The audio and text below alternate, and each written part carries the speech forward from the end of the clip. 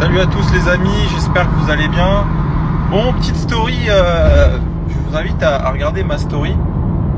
Je vais parler d'un truc important, et notamment de la transition entre Transac Auto et Vroom Market, puisque beaucoup se demandent si j'ai eu une perte d'activité, si ça fonctionne bien, etc. Alors, il se trouve que ça fonctionne tellement qu'on n'a pas le temps de répondre à toutes les demandes d'ouverture de franchise, toutes les demandes de gens qui veulent travailler avec nous, que ce soit en tant qu'agent co, prestataire, ou même pour vendre votre voiture, parce que contrairement à Transac, et je mets aucun jugement de valeur, mais c'est aussi pour ça que je suis sorti du réseau, c'est que Transac ne misait que sur un seul tunnel d'acquisition, à savoir le call center. Vous savez, l'acquisition du client se faisait via des gens qui démarchaient dans la zone, qui étaient vendeurs de leur véhicule, et nous en agence, l'idée c'était de leur dire de nous confier leur voiture à la vente.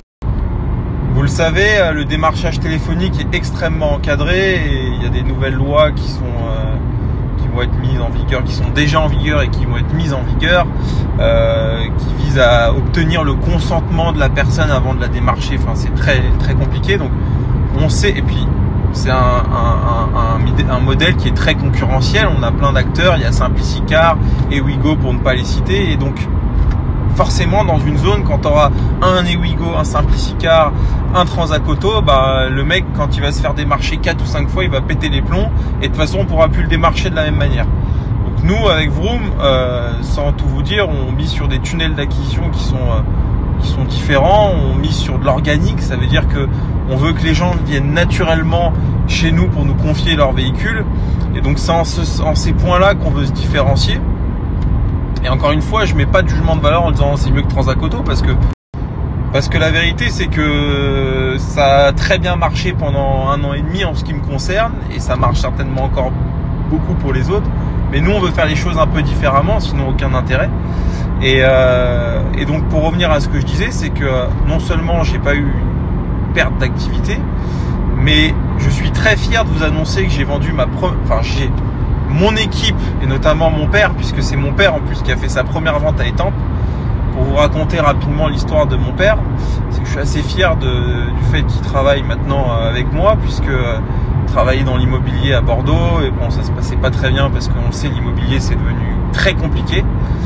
Et donc je lui ai dit, bah écoute, moi j'ouvre une agence à Étampes, il me faut quelqu'un qui a un peu le sens du commerce, et il me faut quelqu'un de confiance et de loyal. C'est très important, c'est le truc numéro 1 pour moi, la loyauté et la confiance, je vous jure.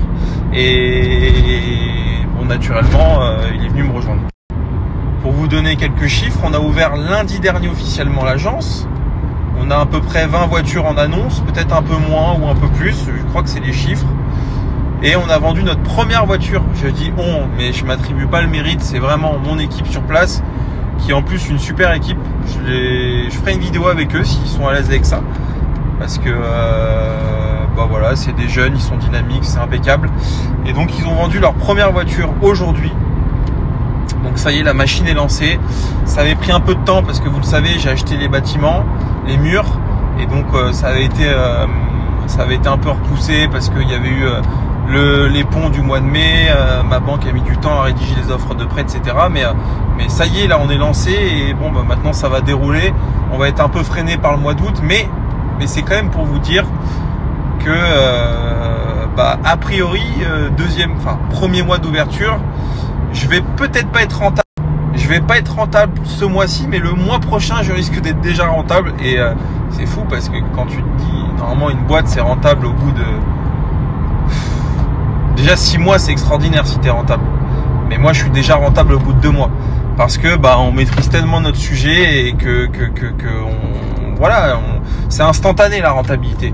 Donc j'en parlerai plus en détail dans les chiffres, mais c'est quand même intéressant de se dire que quand tu crées une boîte, un restaurant, ton invest il est tellement important que tu rentabilises normalement la 2e ou 3e année. Et parfois tu rentabilises jamais. En fait, t'as des boîtes qui tiennent leur rentabilité que sur la valo, mais dans les chiffres, dans le fonctionnement, c'est jamais rentable. T'as des boîtes qui sont jamais rentables. C'est fou, mais c'est vrai. Mais c'est pas la même chose. C'est pas le même système. Nous, on est rentable très rapidement, et c'est top. C'est top pour ça.